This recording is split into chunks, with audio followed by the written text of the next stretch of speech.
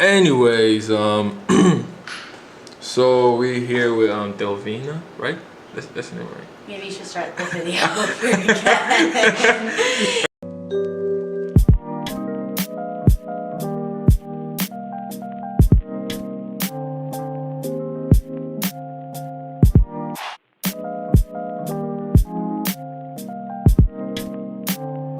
Alright, so tell us about you, a little bit about you. Wait. Okay, wait. Tell us a little bit about you. That's so broad. That is so broad. Okay, what is your name? Okay, so my name is Delvina Driscol. Do you want my last name? I mean, yeah. Okay. I'm an art major at UMass Dartmouth. Just keep talking about you, just the basics. So the art practices that I focus in. First off, stop. Okay, let's run this back. Okay, start with my name. So what is your name? Hi, my name is... Are you good? I don't... Okay, so I'm Delvina.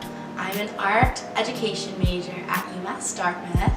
Right. I focus in a lot of different art practices, specifically social practice using mixed media and a lot of sculptural aspects. I also do a little modeling, and I'm a self-taught makeup artist. Okay, that's cool. I mean, so far I'm interviewing based on like what I view you from or like what I know you from. Like, do you want to like break up or like why you started doing all these individual things exactly? So sculpture actually runs in my family, and I never thought that I would see myself, I guess, finding my way down that path. But when I was in college, I originally wanted to do a lot of 2D work, and then I started taking a lot of 3D classes, and I just fell in love with it. So I completely changed all the type of art that I've been doing. Oh, that's cool. And completely switched it up, and I started doing social practice, which is community involvement within art, getting like different types of environments to participate with art practices and different, I don't know. So what about like makeup? Like, so with makeup, I have always been doing makeup since I was young, ever since I was did dance since I was little, because for all the dance competitions when I was young, I had to do this crazy like stage makeup. And ever since then, I basically fell in love with it because I was artistic at that young age as well, that a lot of my fellow dancers would have me do their makeup as well. So I just started doing like just makeup at a really young age, and then when I was in high school, I started doing more like SFX and different like themed makeups. And then actually the majority of my college portfolio was filled with different types of makeup looks. oh, that's cool. What about modeling? Because, I mean, we already taken a couple pictures and you're pretty good, not gonna lie. So why did you start modeling? So I actually, like doing dance, since I did it competitively, a lot of the competitions we had to take photographs for.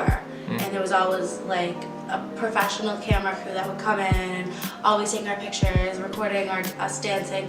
So I instantly I loved kind of being in the spotlight. And since then, I was doing more so artistic modeling, helping a lot of my fellow art friends with different art projects that they were assigned, and some of my photographer friends as well. But I want to get into more fashion modeling. Oh, I could definitely help with that. Okay, minor setback real quick. I never even asked you, like, I mean, I know, but I would definitely like for people to know, what school do you go to? I attend University of Massachusetts at Dartmouth. I know you did not just say university. I attend UMass Dartmouth. That's cool. What made you like really motivated to like just get into art in general? I believe it was definitely being brought up within that type of environment. My dad doing art on the side as well. I also had always struggled in school, and like the art classroom was definitely where I excelled the most. So it made me more connected with those art teachers as well. Then in high school, I basically only majored in art education because of my art teacher at the time. That's cool. Yeah. Well, like, what do you see yourself, like, let's say 10, 5 years from now, what do you see yourself with, like, what you're doing right now? So ideally, I want to continue with social practice in my life. I want to open up a restaurant where it's an artistic immersive experience where you come in, you try this cultural food, and you're surrounded by some cultural experience with a whole bunch of different types of artwork that have to do with that culture. That's going to be represented throughout the whole restaurant. I want to open that eventually. Basically, my plan is to just save money until I can get people to either invest or I can find a space on my own that I can open that restaurant. That's cool. Definitely mad cool. Real out of pocket. But yeah. What'd you say you were a little out of pocket? Yeah, like I would never like think anybody would like my age group would want to do that, you know? Like definitely. Well, it's because you know how like in a museum or a gallery, there's always exhibits that change every 3 to 4 months. Yeah. So I want a restaurant that changes every 3 to 4 months. That's a completely different like cultural experience, and I want to partner with local artists and just like anyone, like interior designers, fashion designers, like just anyone that can come in and help. Partner with me, that's for sure. Basically, yeah.